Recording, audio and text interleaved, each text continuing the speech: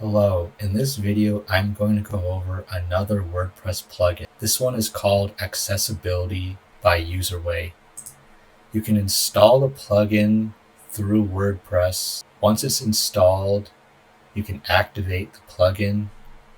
Once the plugin is activated, it will appear on your website, on every page of your website. It has a number of settings for people who may have trouble reading the website because maybe the text is too small, or they have trouble reading certain fonts. They need help finding links. Maybe the color scheme makes it difficult for them to see certain sections. For that, you can invert the colors. You can have different contrast.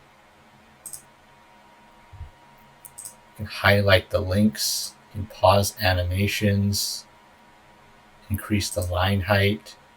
Change the saturation, among other settings. Okay, this was a short video. I hope you liked it. Please like the video, leave a comment below, and subscribe to the channel for more content like this.